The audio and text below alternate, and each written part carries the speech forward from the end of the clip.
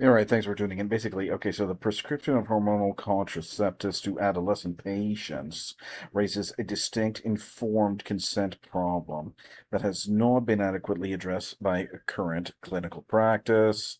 What's this informed consent, right? So the informed consent is that if it, this could be a 15 or 16-year-old girl. I'm not even joking. I've seen it. I've literally being had a girlfriends that were that age when I was in high school, right?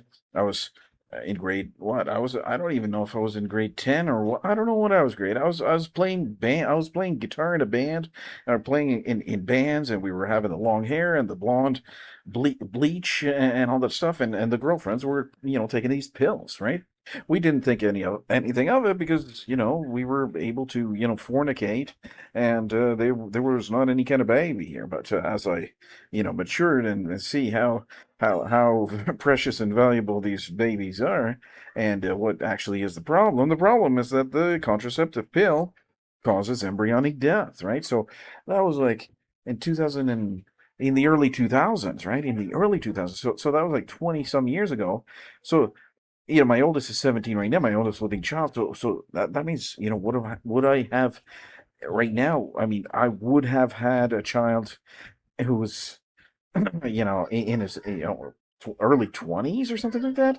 Well, perhaps not, right? And the reason that perhaps not, with that was that because, since these young girls are, let's say, for example, the hormonal contraceptive wouldn't exist, then they wouldn't be so promiscuous. They wouldn't have been so promiscuous, and they wouldn't have been just, you know, completely,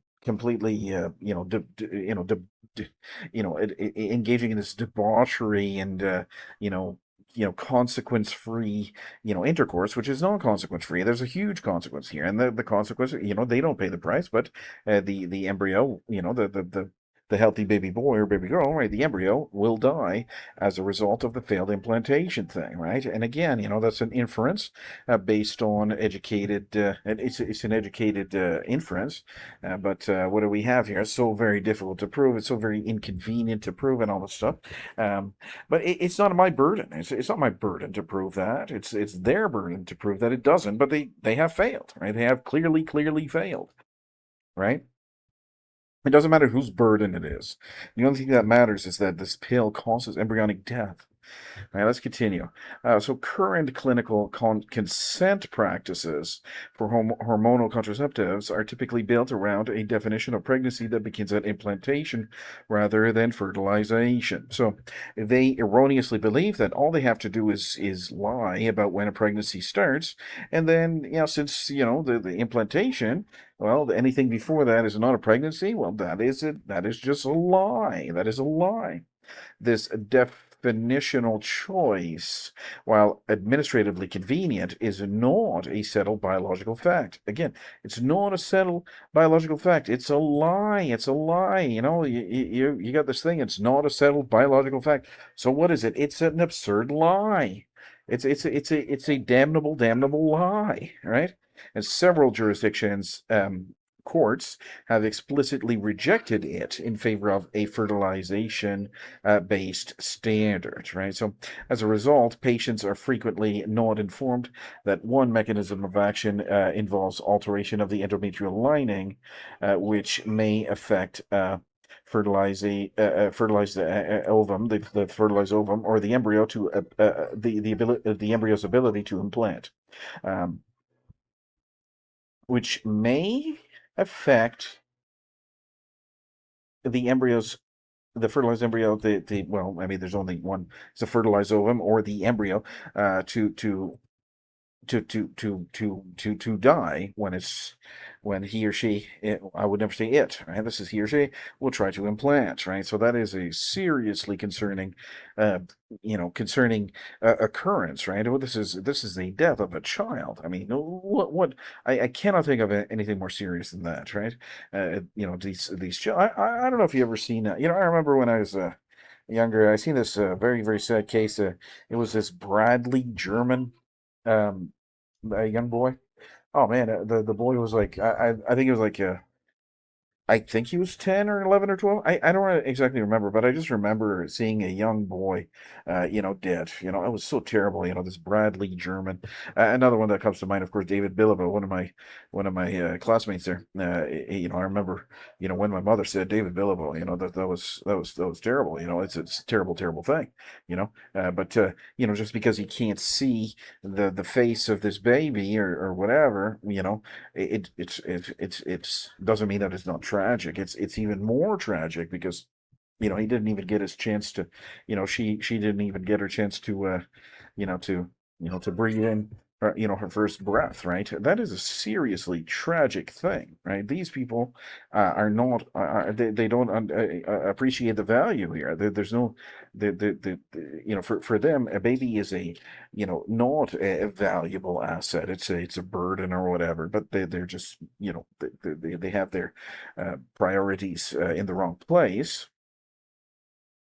Let's continue. For adult patients, this is a disclosure gap, but for minor patients, what is a disclosure gap? This, right? This is a disclosure gap. What is this, right? This is the fact that the pill causes embryonic death. The pill causes embryonic death. We've seen that, right? The pill causes embryonic death. Well, it's hard to prove. It's difficult to prove. Blah blah blah.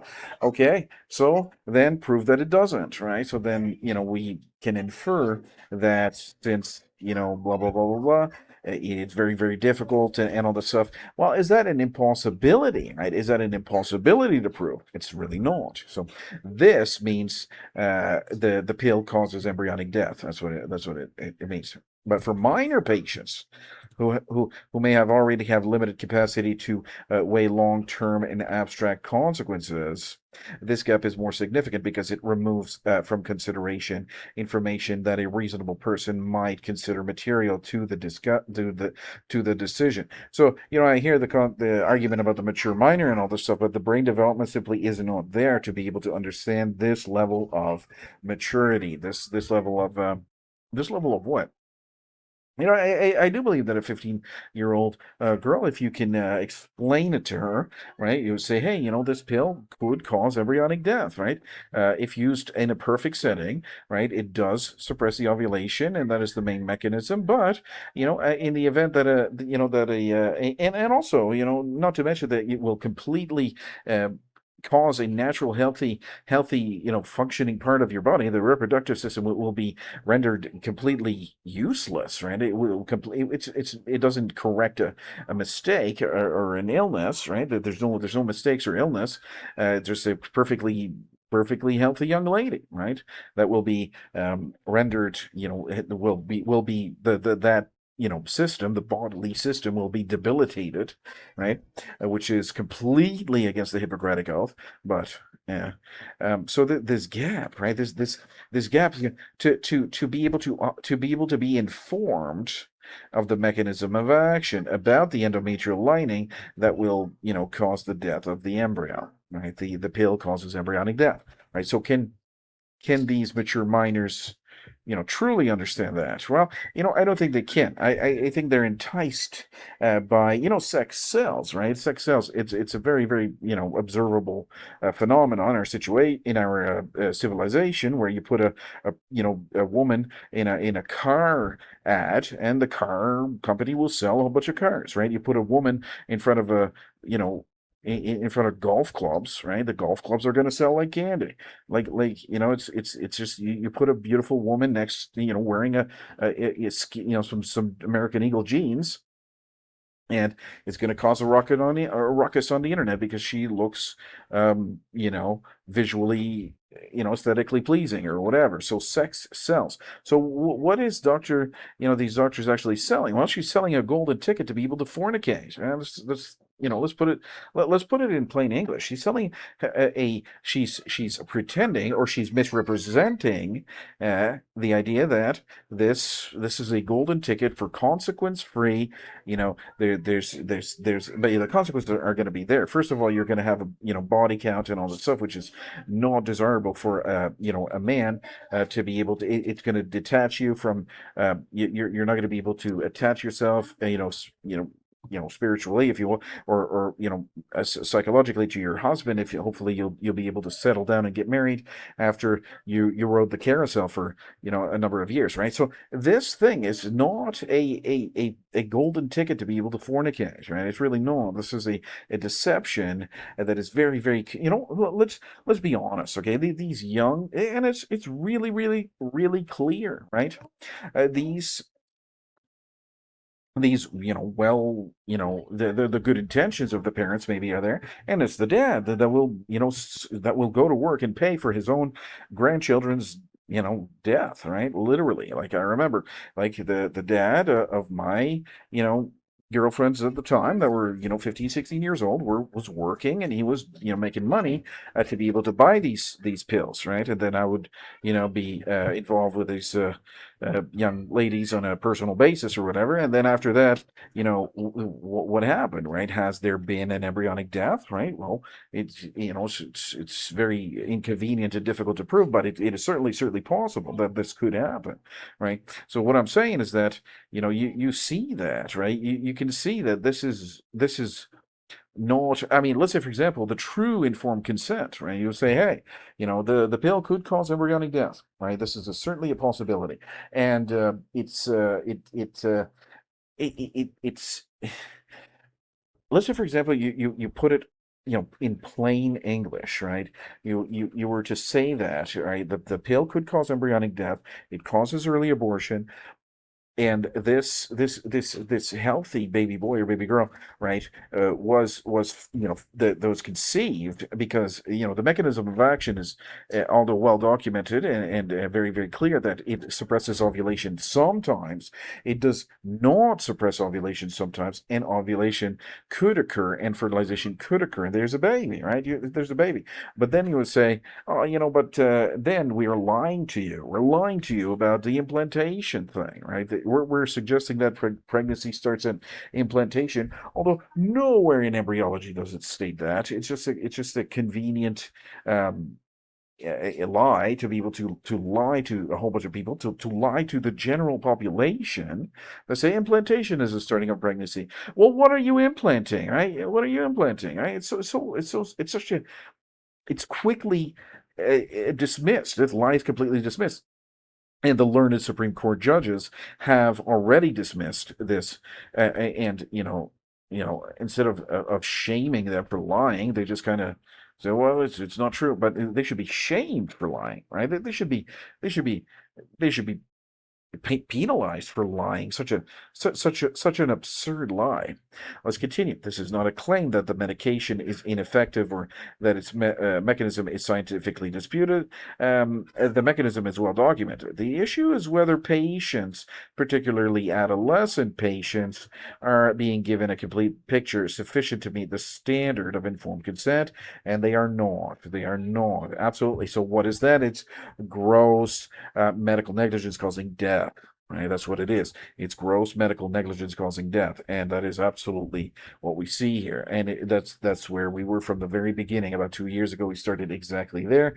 We are research a whole bunch of different things and come to the difficulty of proving, and the not the impossibility of proof, but the difficulty of proof. And then what do we have? We're right back to the same thing: the gross medical negligence causing death. So these doctors, they know that implantation is not the starting of a pregnancy. They know full well that they are absolutely lying to the thing, and they know that the pill causes embryonic death. They know that, and if they don't, they're negligent. And if they do, and they still prescribe it, and then they're just as negligent, right? Criminally, this is a crime. I mean, you're literally, uttering this noxious substance, right, that will cause an unwanted abortion, right? It's an unwanted. It's destroying the most precious, most valuable gift that can ever be bestowed upon someone. You know, my baby, my new baby Bianca, right? She's a truly, truly, truly valuable, special gift. And to anybody to say that a baby's a burden, I mean, you have your priorities in the wrong place, right? And So what's the point here? The informed consent, right? Can a 14, 15, 16-year-old girl truly consent? Even, let's say, for example, the doctor wouldn't lie. Well, that's certainly debatable, but it looks like the informed consent is certainly not there, leading to gross medical negligence causing death. Thanks for tuning in. I'll see you.